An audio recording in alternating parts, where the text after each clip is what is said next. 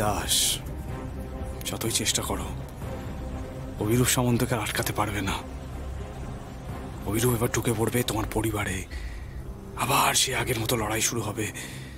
আর এবার তুমি হারবে ফুলকি, আর তোমার ক্ষমতা হবে না আমাকে ধরে ফেলার।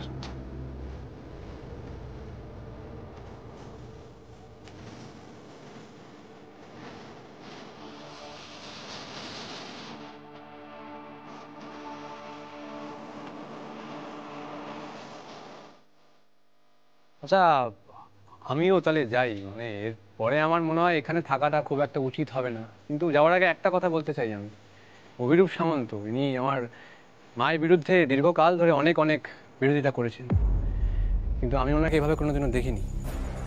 উনি আজকে যা বললেন, ওনার জায়গায় অন্য কেউ থাকলে নিশ্চয়ই বলতো না।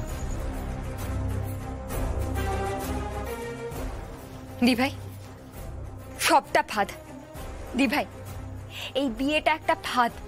তুমি ফাঁদে পা দিও না। অভিরূপ দাদা ভালো মানুষ নয়। অভিরূপ দাদা এতদিন ধরে আমাদের ঠকাচ্ছিল। অভিরূপ দাদা শাসক দলের লোক। আচ্ছা দি ভাই, তুমি সত্যি করে বলো তো, কালকে রাত্রে তোমার কাছে একটাও ফোন আসেনি অভিরূপ দাদার কাছ থেকে?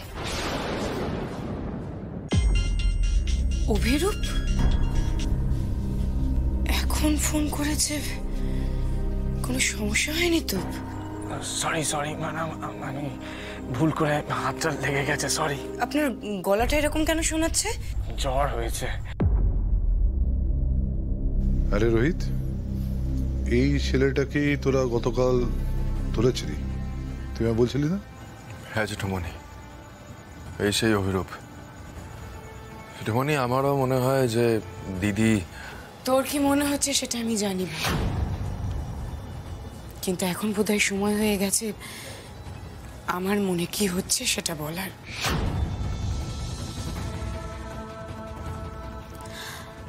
আমি একবার সংসার করেছি, সব হারিয়েছি, আর হারানোর একমাত্র কারণ চরম অসম্মান। হ্যাঁ, ফুলকির উৎসাহতেই আমি নতুন করে আবার জীবন শুরু করেছিলাম, কিন্তু তার পাশাপাশি আমি খুবই সত্যি কথা স্বীকার করছি, বহুদিন পর কেউ সত্যিকারের আমার পাশে দাঁড়াতে চাইছে। পুজোর ফুল নিয়ে এসেছি। বাবা, আমি কালই তোমার আর লাবণ্যর একটা ছোট করে বিয়ের অনুষ্ঠান করতে চাই।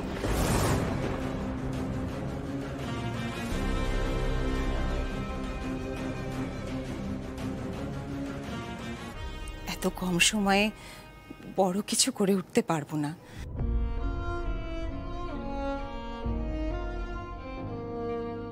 কিন্তু তুমি যে আমার মেয়ের পাশে এসে দাঁড়িয়েছো, এটা সত্যিই আমার মন ছুঁয়ে গেছে।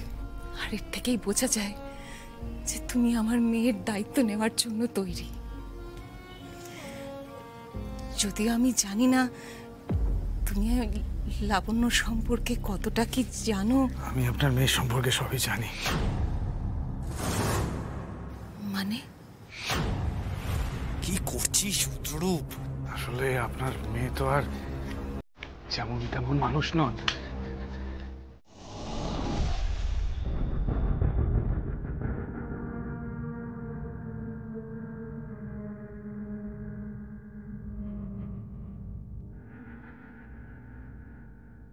তালা ভাঙতে হবে, দেখি তালা ভাঙার জন্য কিছু পাই কিনা।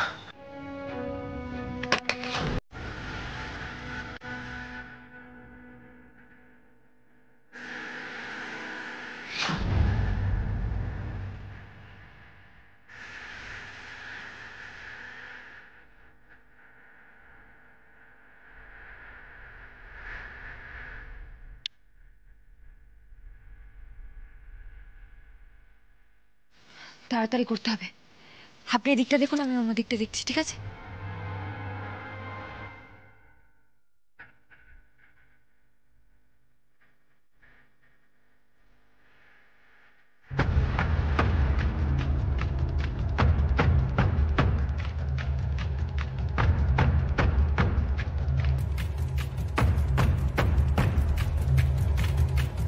স্যার, কিচ্ছু তো সন্দেহজনক পেলাম না।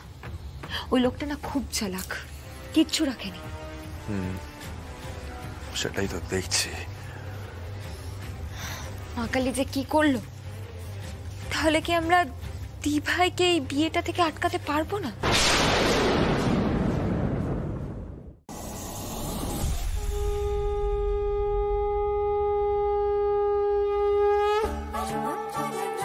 বহুদিন পর আবার এই রাজচৌধুরী বাড়িতে জামাই আদর নিচ্ছে। লাবণ্য ম্যাডাম, আপনাকে ধন্যবাদ।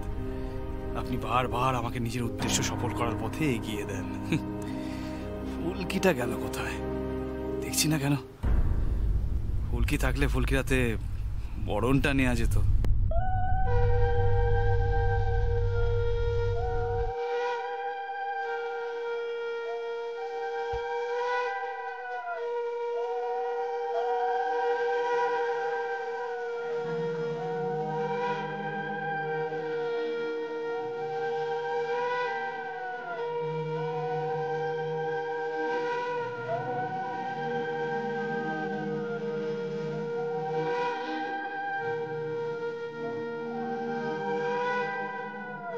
এসো বাবা, ভেতরে এসো।